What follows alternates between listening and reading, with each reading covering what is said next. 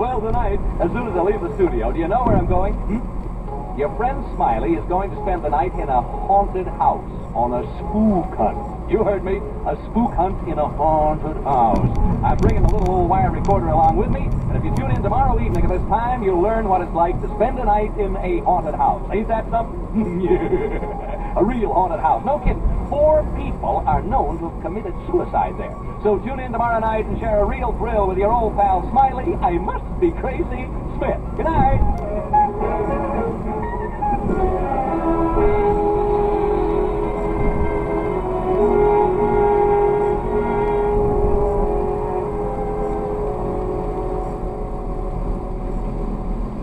Care for a cigar, Mr. Thorpe?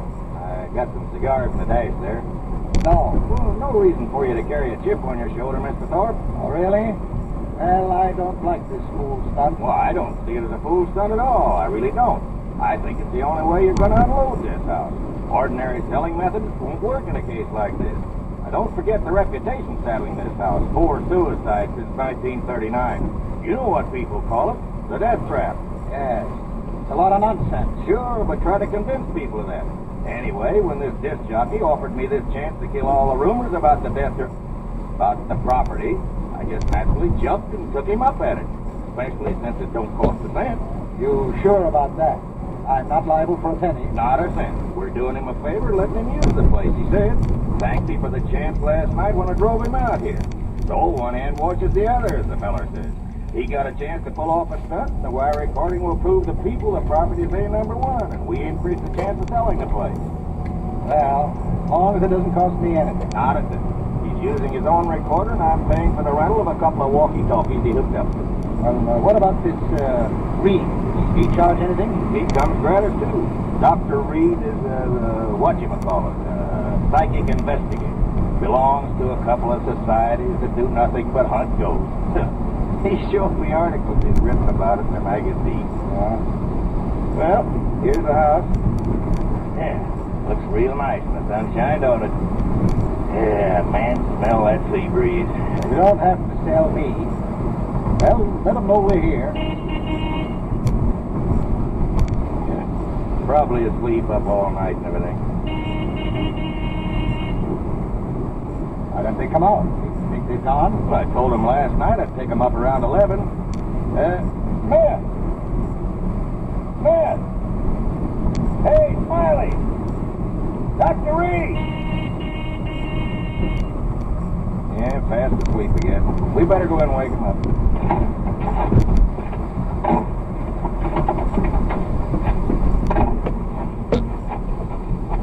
Of course, they may have taken the bus back to town. No. It's a 2-mile hike, the main highway.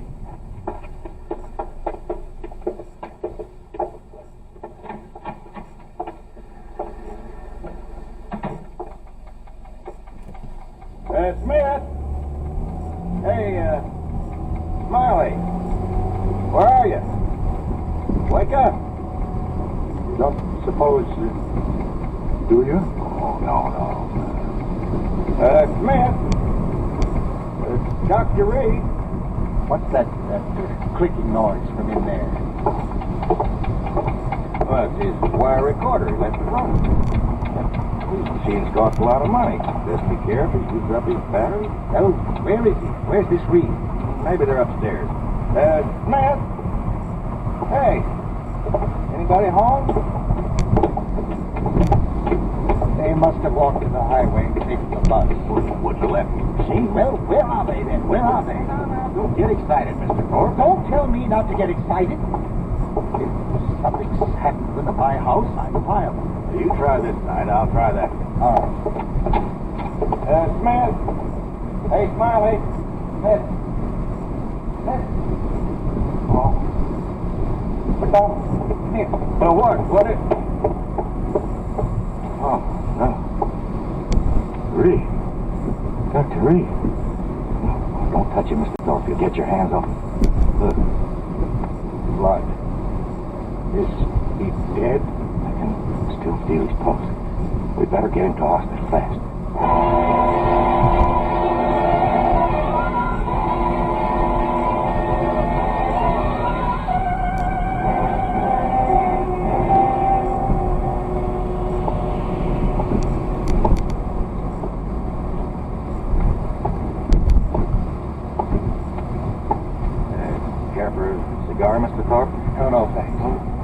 try to relax. The nurse said Reed would be all right as soon as he's had a blood transfusion. You told the radio station to be sure and call us as soon as they had any word about Smith? Yes, I told him.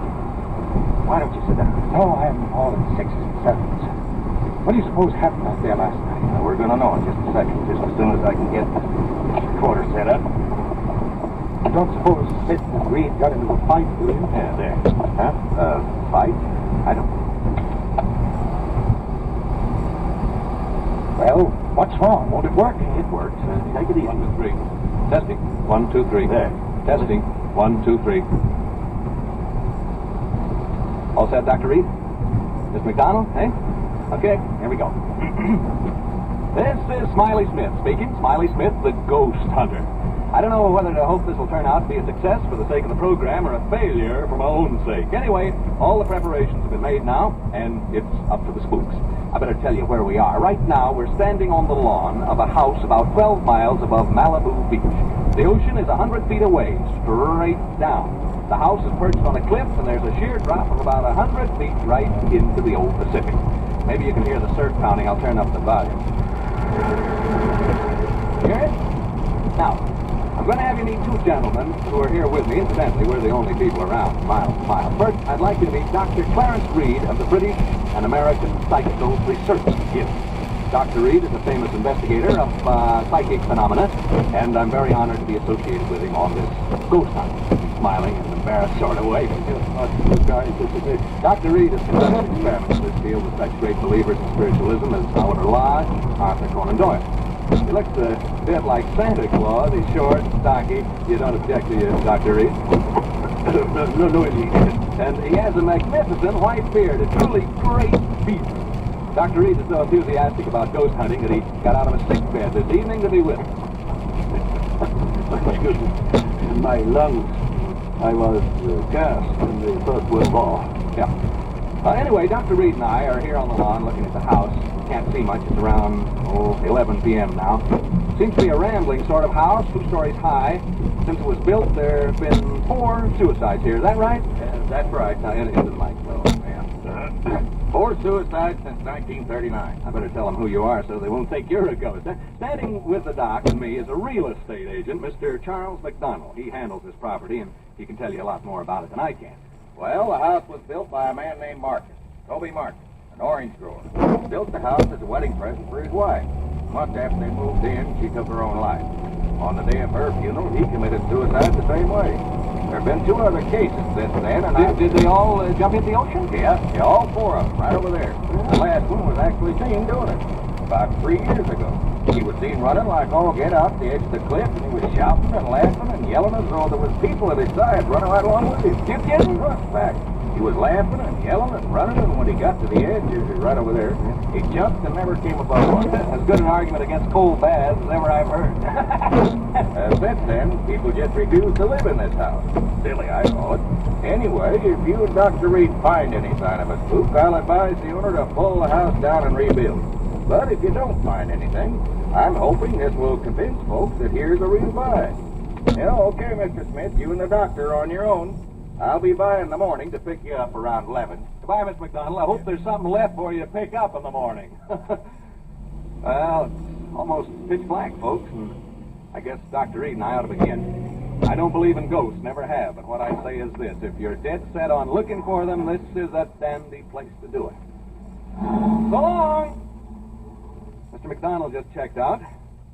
And then there were 2. Well, 3. Oh, my dog, yeah. Folks, I have my dog, Jeff, with me. He's a wire-haired terrier, 3 years of age, and he can talk. Yeah, say hello, Jeff. Come on, Jeff, say hello. Come on. Well, anyway, he's a wire-haired terrier, and he's 3 years old. Shall we go inside now, Dr. Reed? I was about to suggest it.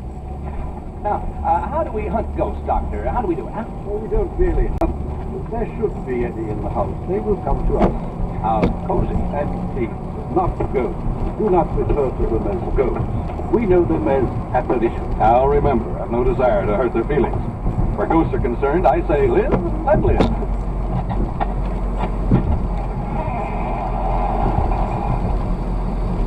Well, we've opened the front door now. Maybe you heard the hinge squeak a little. Now we're standing here looking in. Can't see much.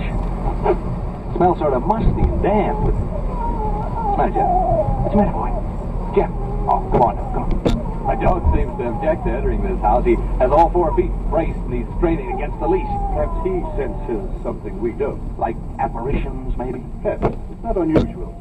Animals lack the veneer of sophistication we humans possess, and are more sensitive to such admonition. Yeah, come on, Jeff. Now stop this nonsense. He probably smells a mouse or rat or something. Come on, Jeff. We're going in whether you like it or not.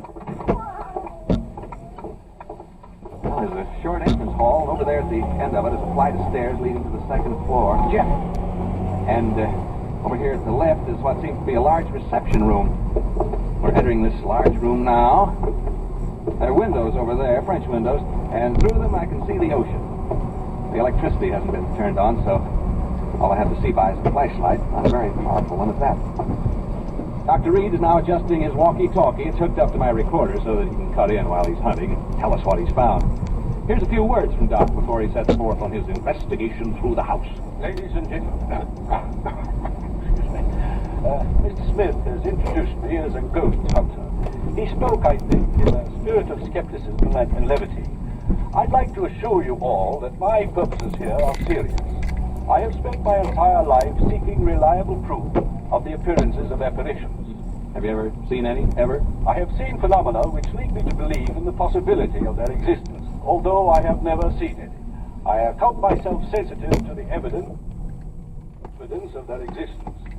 This house, for example, affects me profoundly.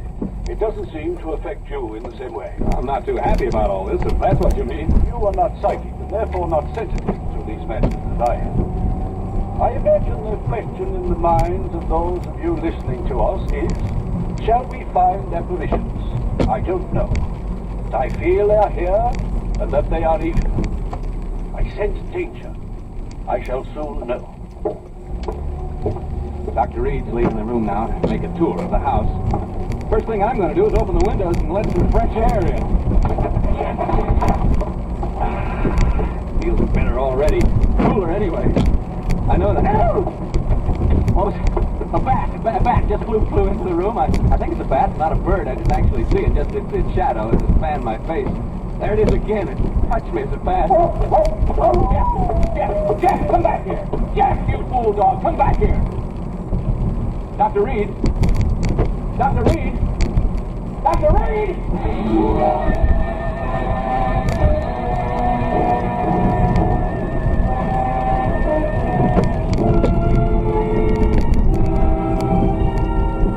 For suspense, Autolite is bringing you Mr. Ralph Edwards in radio's outstanding theater of thrills, Suspense.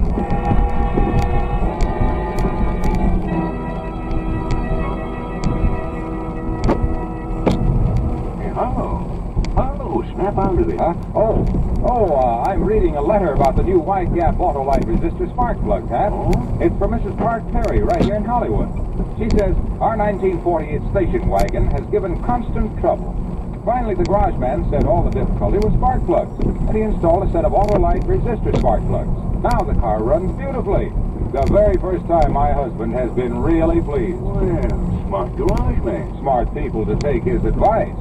Hap, you know, as more and more people learn about wide gap Autolite resistor spark plugs, how they make an engine idle smoother, give better performance on leaner gas mixtures, actually save on gas, why then more people will replace old worn-out narrow gap spark plugs with sensational new wide gap Autolite resistor spark plugs. Any more letters like that, Honda? Plenty, Hap, plenty. Why, here's another one from New York City. Oh, read it to me later, Honda. We haven't time because here's suspense. And now, Autolite brings back to our Hollywood soundstage Ralph Edwards as Smiley Smith in Ghost Hunt, a tale well calculated to keep you in suspense.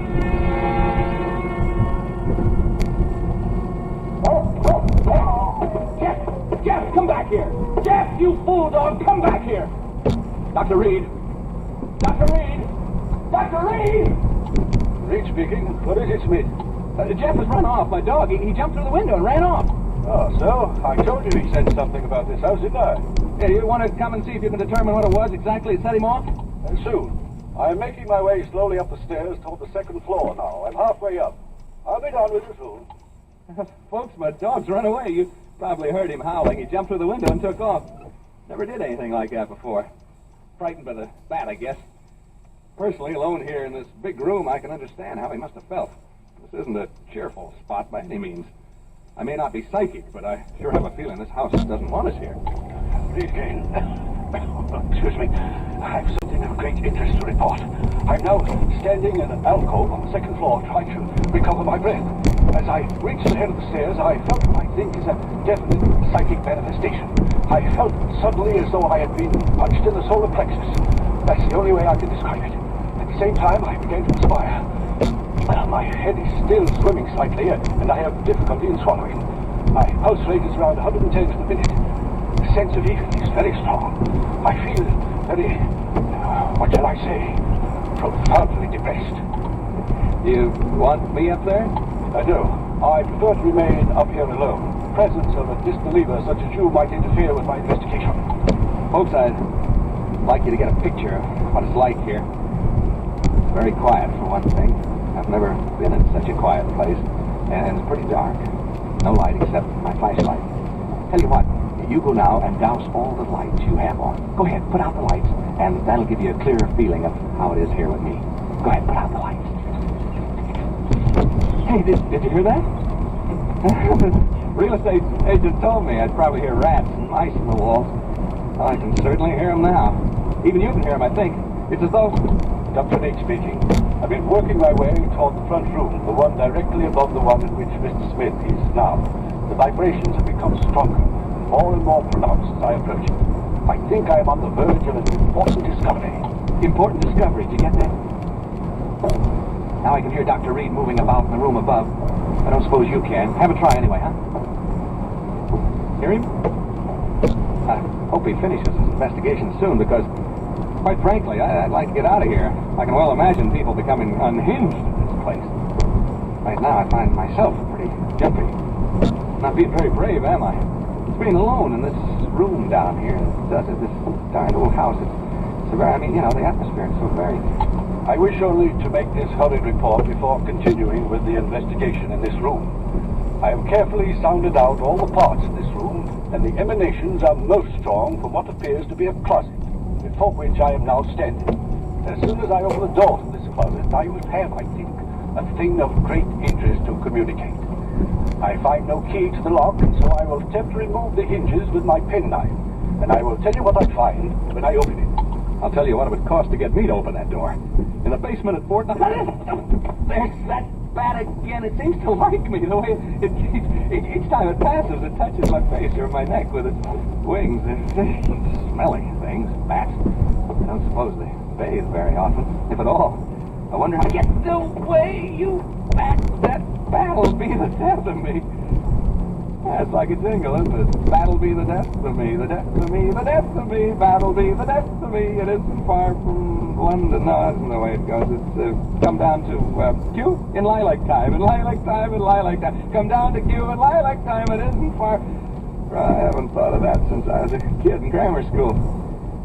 Yeah, I had a lonely childhood, and you come right down to it. I mean, that's my affair, isn't it? Yes, it is. Well, it certainly is. I have succeeded in removing the hinges to the door, and I find inside it is not a closet, but much larger. It is, I think, a dressing room. I have not yet been inside, but I am about to enter. What was I talking about? Bats. Well, the bat flying back and forth in this room. Did you hear that? Did you hear it? Dr. Reed must have knocked something over in the dressing room. A chair, yeah, a heavy chair by the sound of it. The chair, or whatever it was, must have fallen right over my head. The way it sounded. I can see a small stain forming right on the ceiling, right over my head. Something ran across my foot, just a rat, I think it was. I've always hated rats. Most people do, of course.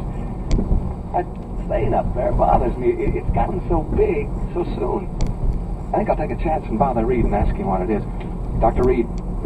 Reed, can you hear me? Are you all right? Hello? Well, he didn't answer. I think he's just a little bit deaf. I think so. What do you suppose he's found, huh? I'm afraid this is rather dull for you listeners. I'm not finding it so, of course. There. I heard him cough. Did you hear that cough?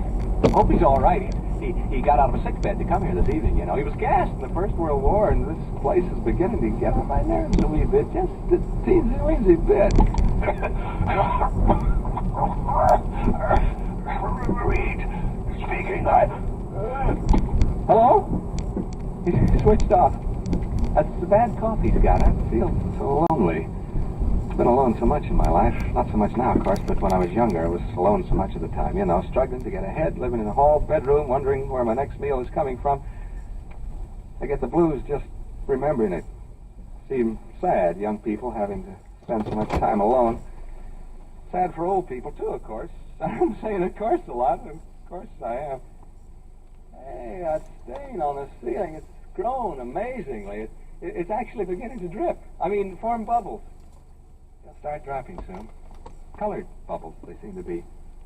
Odd-shaped stain, like a body lying on its back with its arms stretched out. It's cheerful. Oh. I'll certainly advise Mr. McDonald to have this place pulled down. I'll go upstairs in a minute or two to see how Dr. Reed's making out. You know, listeners, I really believe I'd go completely crazy if I had to stay here much longer. Wears you down. That's exactly what it does. It wears you down. It's so close and musty in here. I feel sort of trapped. I don't know why I said that. That's what they call this place, you know, the death trap. There, what did I tell you? That stain started to drip drops. Drip drops. Drip drops. Drip drops. Drip. I'll catch the next one in my hand like, Reed! Dr. Reed! I'm going upstairs now, listeners. I'm afraid something has happened to Dr. Reed. I'm not kidding now. I mean, this is on the level. Which room could it be now? Right? Left? No, right. This is it, I think. Oh, evening, gentlemen. And madam. I'm so glad to see you. I was just aching to see somebody. Anybody. I've been so lonely down there. What have you done with the doctor, huh? I know he's been hurt. See the color of the bubble on my hand? What have you done with him? Make way, please, gentlemen. Make way. Well, this isn't the funniest darn thing. This can't be Dr. Reed lying here. He didn't have a red beard. Now, don't crowd me, gentlemen. Don't crowd me, please. Huh? You want me to go where with you? You want me to do what? Speak up, gentlemen. To the cliffs. Down to the cliffs? You mean right now? Well, all right, if you'll come with me. I don't want to be alone anymore. You will come with me? All of you? All four of you? You two, man? Oh, good. Come on, then. To the cliff. To the cliff. To the cliff. To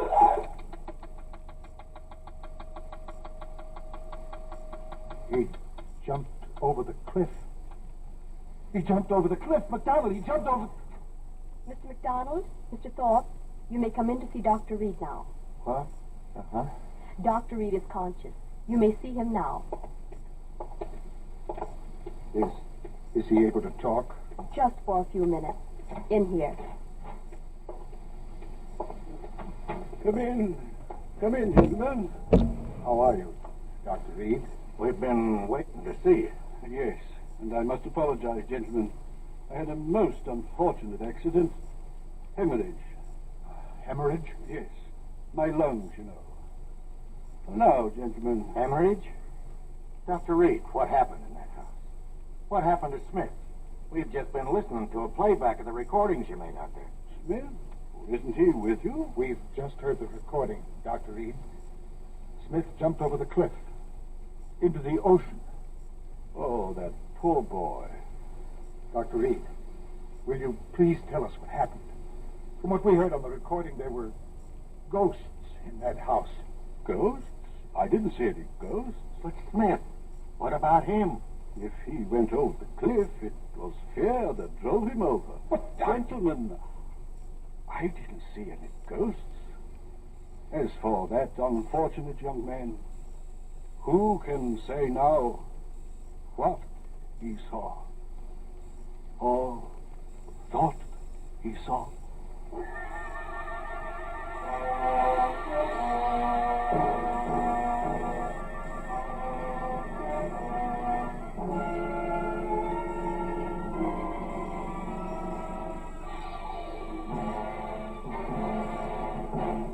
Thank you, Ralph Edwards, for displaying your versatility by appearing as guest star on Suspense. Hey, Harold, that Edwards does everything. Half. No, does. Don't use that word on our Autolite show. Oh, come now, Harlow. I can make you use that word, as you call it. How? Now, don't you say that Autolite resistor spark plugs make your car engine idle smoother? Yes, but... And your car gives better performance on leaner gas mixtures. Saves gas. Sure does. I mean, does. Aren't we devils? Ralph, you tricked me. Well, anyhow, it does my heart good to tell people that Autolite resistor spark plugs are ignition engineered by Autolite, which makes more than 400 products for cars, trucks, airplanes, and boats in 28 plants from coast to coast. Autolite also makes complete electrical systems for many makes of America's finest cars.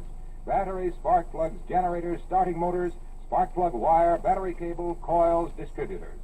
All ignition engineered to fit together perfectly, work together perfectly, because they're a perfect team. The lifeline of your car. So, folks, don't accept electrical parts that are supposed to be as good. Remember, you're right with Autolite.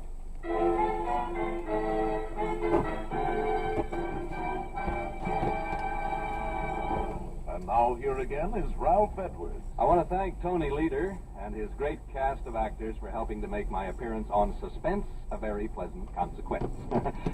Like all of you, I'm a great suspense fan, and I'm looking forward to next week when radio's outstanding theater of thrills brings you Joseph Cotton in The Day I Die, another gripping study in suspense. Tonight's suspense play was adapted for radio by Walter Newman from an original story by H.R. Wakefield, with music composed by Lucien Morawek and conducted by Lud Gluskin. The entire production was under the direction of Anton M. Leader. Make it a point to listen next Thursday to Suspense, radio's outstanding theater of thrills. Remember, next Thursday, same time, here's Joseph Cotton in The Day I Die. You can buy Autolite resistor spark plugs, Autolite stay-full batteries, Autolite electrical parts at your neighborhood Autolite dealers. Switch to Autolite. Good night. This is CBS, the Columbia Broadcasting System.